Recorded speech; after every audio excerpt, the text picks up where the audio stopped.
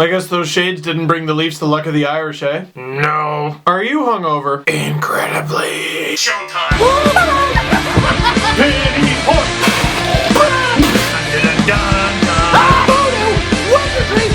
Whoopsie daisy, this team is ruining my life. Leafs lose 1-1 to the Florida Panthers. But that doesn't make any sense. I was about to say the exact same thing. Because if you count goals that went in because of shots, it was a 1-1 game. Is this all you need? Is this game really all you need to prove that there is some divine being, maybe St. Patrick knows him, that hates the Toronto Maple Leafs? Because they weren't playing the best game in the first period, but my goodness, they were hanging in there with the playoff team again for the third straight game. They beat the Red Wings, they beat the Lightning, and now it was their chance to beat the Panthers. Florida Panthers, in the Leafs offensive zone, they tried to send the puck cross-crease pass. That's a guaranteed goal in the NHL video games, and Ben Smith knows that, so he tries to intercept the pass. Except Ben Smith does what I do all the time, which is knock the puck into my own net. But Ben was just trying to be a good boy, and Jonathan Bernier, well, you can't blame him for that. 1-0 nuts! That goal awarded to UC Jokinen, who, by the way, he's in the corner a little later in the game. Why is the puck in the net? And they show the replay, and he just that's it. He said the abbreviation of Florida. That's how he scored on Bernie. Just floated it on the net. I don't even know. That wasn't even meant to be a shot, was it? This was a fluke. It was an absolute fluke, a fluky fluke.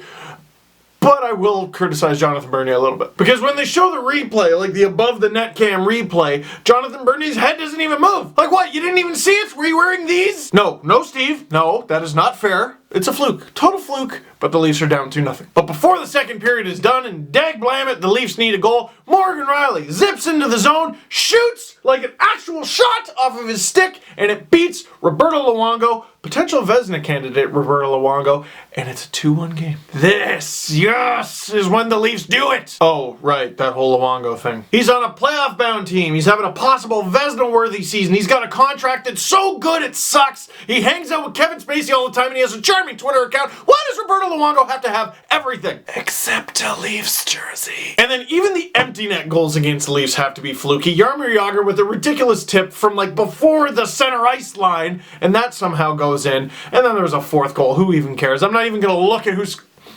Teddy Purcell, that guy from the Oilers. He scores...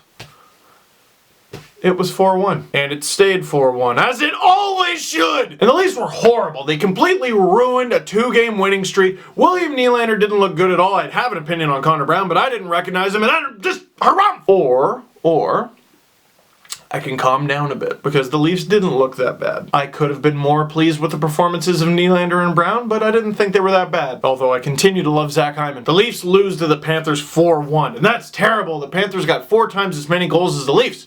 But the Leafs just beat the Tampa Bay Lightning 4-1. And if I'm being honest, was that an ass-kicking? No, of course not. The Leafs were beating Tampa 2-1, and then they got 2 empty net goals. That's how they won. It was a close game. In this one, same scenario, but reversed. The Leafs are losing 2-0 to the Florida Panthers. They get one back. It's 2-1, and then the Panthers score 2 empty net goals, and it looks terrible on paper. Until you consider it was 2-1 before the 2 empty net goals, and the 2 goals they scored before the empty netters weren't even shots! Babcock said to expect pain, and it's all in this. Question of the game. There was a supposed quote from Mike Babcock saying that next year could be even worse. I don't buy that for a second. Yes, the team is young, and is going to be very young next season, but they've gotten much quicker. They've got some skill in the lineup. Their possession numbers are actually pretty good. Their PDO sucks. So question of the game, do you expect the Leafs to be improved next season? Because even though I don't know what the lineup is going to look like, I do. And Bernier and Sparks, if you're watching, I wonder what this team could do with at least league average goaltending. Because I know this team struggles with offense sometimes, but if you put good goaltending,